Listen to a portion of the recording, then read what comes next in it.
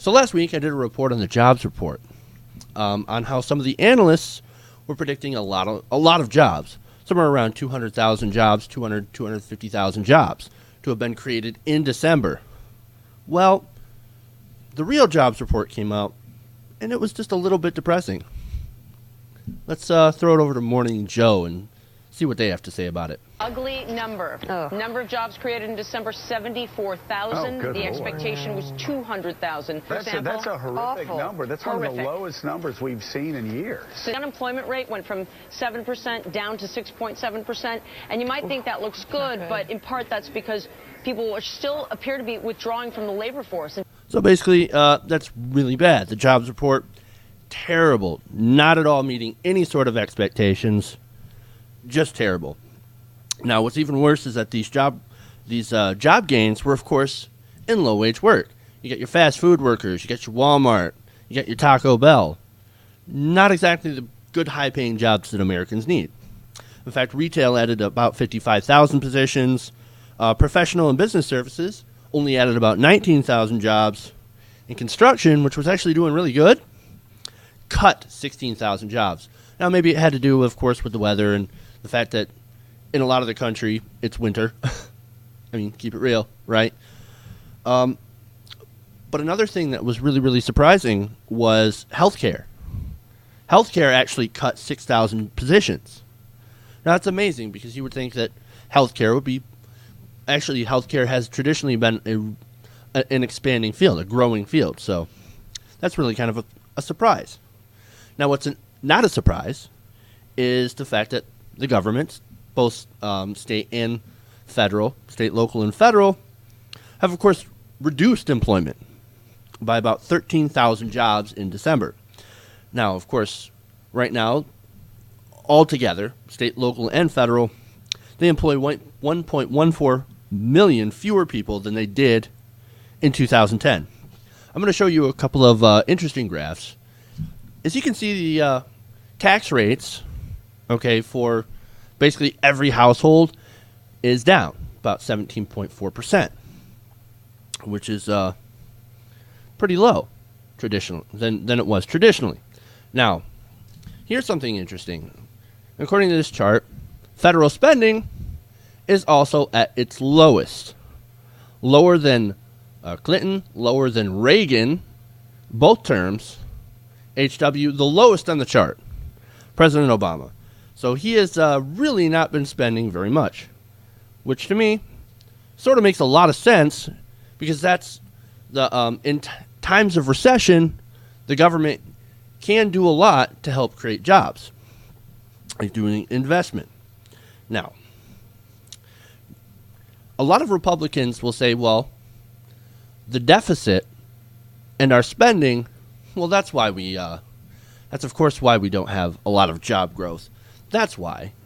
And of course we have taxes that are way, way too high. We have a much lower deficit and we do a lot less federal spending.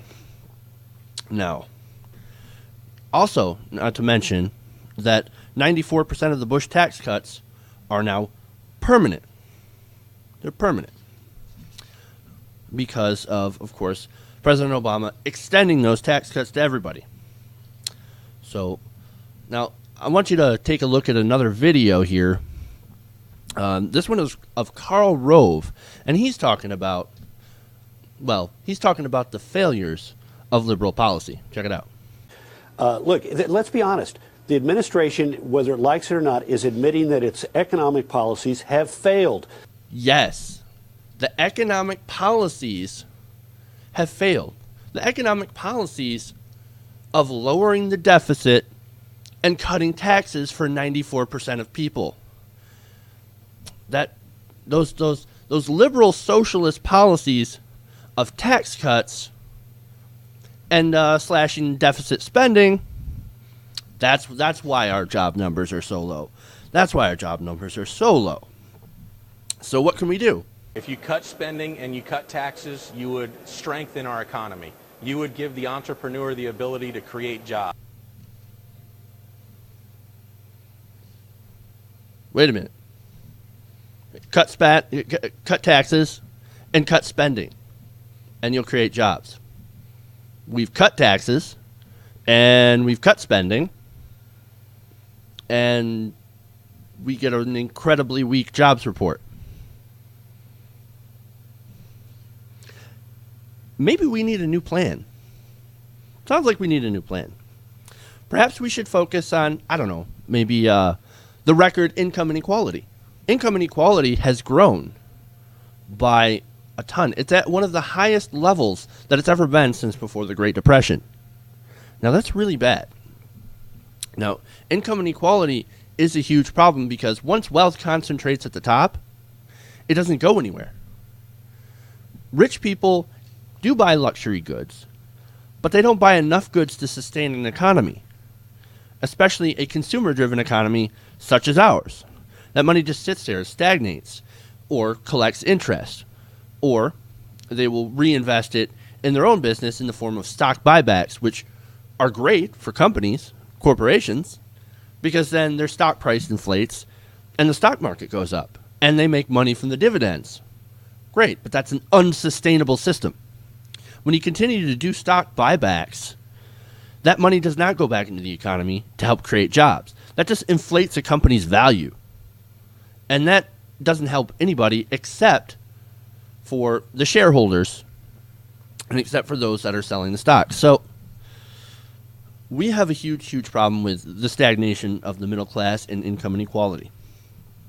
No, this jobs report isn't a failure of liberal policies. No. Unemployment insurance, food assistance, and other programs, they keep people out of poverty. They're not there to bring the economy back. No. That's not the purpose of these programs. It's not to create a strong economy. They're an emergency for when people need it, for when the economy is basically as it is right now. Of course, with jobs reports like these, such weak jobs reports, the emergency continues. So really, this makes the case that liberal policies do work when implemented. And you know what? We actually have to continue to strengthen those emergency systems until the rest of our economy can bounce back. And that's kind of really the point. So the point of those systems is to help people that need it in times like these. And then when times are good, then you can scale them back.